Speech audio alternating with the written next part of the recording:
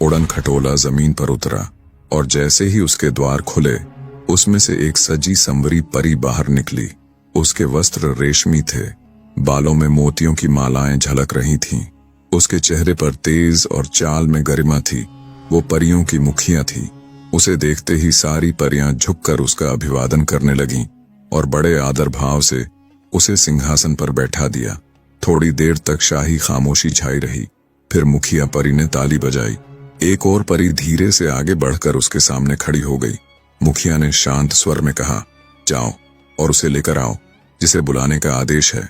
परी ने सिर झुकाकर कहा, आज्ञा, और चल पड़ी उसी दिशा में जहां एक ऊंचे पेड़ पर राजकुमार और वजीर का लड़का छिपे बैठे थे। उन्हें समझ ही नहीं आया कि यह सब उनके साथ हो क्या रहा है। हमारे भाग्य में क्या लिखा था, दोनों मन ही मन सोचने लगे। परी पेड़ के नीचे पहुंची, राजकुमार की ओर इशारा किया और कहा, नीचे उतरिए, हमारी राजकुमारी ने आपको याद किया है। राजकुमार थोड़े संकोच में पड़ गया। उसकी हिचकिचाहट देखकर परी ने फिर कहा, जल्दी उतरिए, हमारी राजकुमारी आपकी राह देख रही हैं। अब राजकुमार के पास कोई चारा नहीं था। वह पेड़ से नीचे उतरा और परी के साथ चल पड़ा। वे दोनों राजकुमारी के पास पहुंचे। राजकुमारी रत्न जड़ित सिंहासन पर बैठी थी। उसने मुस्कुराकर कहा, आओ यहां बैठ जाओ। राजकुमार ने उसकी बात सुनी, पर उसकी हिम्मत नहीं हुई कि वो उस सिंहासन पर बैठे। थोड़ी देर चुप रहने के बाद राजकुमारी ने पूछा, तुम कौन हो? राजकुमार ने धीरे से कहा, मैं राजगढ़ के राजा का बेटा हूं। राजकुमारी मुस्कुराई और बोली, तो तुम एक राजकुमार हो।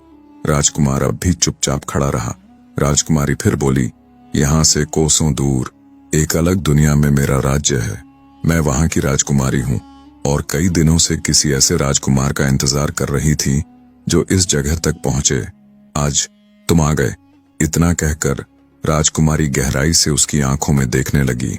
राजकुमार को ऐसा लगा जैसे वह अब भी बेहोश होकर गिर पड़ेगा, लेकिन राजकुमार ने खुद को संभाला। राजकुमारी की मुस्कुराहट और चौड़ी हो गई। फिर वह मधुर स्वर में बोली, तुम्हें मुझसे विवाह करना होगा। ये सुनते ही ऐसा लगा जैसे राजकुमार पर बिजली गिर गई।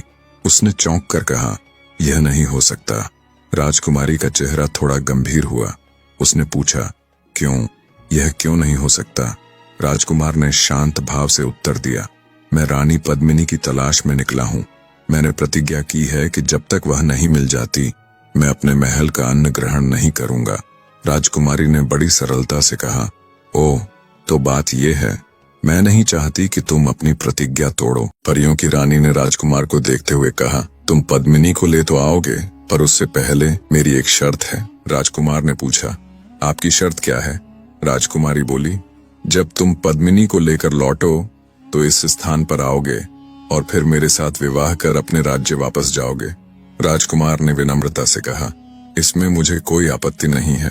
राजकुमारी मुस्कुराई और बोली, पर एक बात है, तुम सिंगल द्वीप तक पहुंचोगे कैसे? राजकुमार ने हैरान होकर कहा, क्यों? उसमें क्या कठिनाई है? राजकुमारी हंसने लगी, तुम बड़े भोले हो। वहां पहुंचना कोई हंसी खेल नहीं है। सिंगल द्वीप तक जाने वाला रास्ता ऐसे जादुई स्थानों से होकर गुजरता है जहां कोई भी तुम्हें अपने जादू में फंसा सकता है। राजकुमार ने थोड़ा घबरा कर पूछा, तो फिर क्या किया जाए? राजकुमारी ने कहा, तुम चिंता मत करो, मैं तुम्हें एक अंगूठी देती हूँ। जब तक यह अंगूठी तुम्हारी उंगली में रहेगी, कोई भी जादू तुम्हारे ऊपर असर नहीं करेगा। इतना कहकर उसने एक चमकदार अंगूठी राजकुमार की ओर बढ़ा दी। राजकुमार ने उसे लेकर कहा, राजकुमारी, मैं तुम्हारा ये उपकार कभी नहीं भूलूंगा। राजकुमारी मुस्कुराकर बोली, इसमें उपकार की क्या बात है? इंसान को इंसान की मदद करनी ही चाहिए। उसने अंगूठी उसे दे दी और कहा, तुम्हारी यात्रा सफल हो और तुम्हारी प्रतिज्ञा पूरी हो। राजकुमार ने राजकुमारी की ओर सिर झुकाकर आभार जताया। रात बीतने को थी। राजकुमारी उठी, अपने उड़न खटोले पर सवार हुई और धीरे धीरे आकाश में विलीन हो गई। परियों ने सारा सामान समेटा और सब अपनी अपनी दिशा में लौट गईं। राजकुमार डगमगाते पैरों के साथ खुशी खुशी वहां पहुंचा जहां वजीर का लड़का बड़ी व्याकुलता से उसकी प्रतीक्षा कर रहा था। राजकुमार को सही सलामत देखकर वजीर के लड़के ने राहत की सांस ली।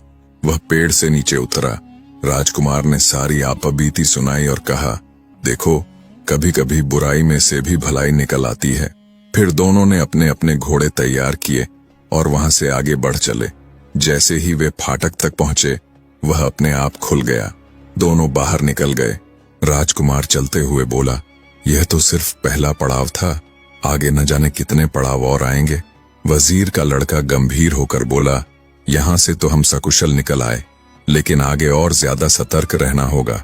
वे जादुई बाग से कुछ ही दूर पहुंचे होंगे कि अचानक आसमान में काले बादल छा गए। तेज बारिश होने लगी।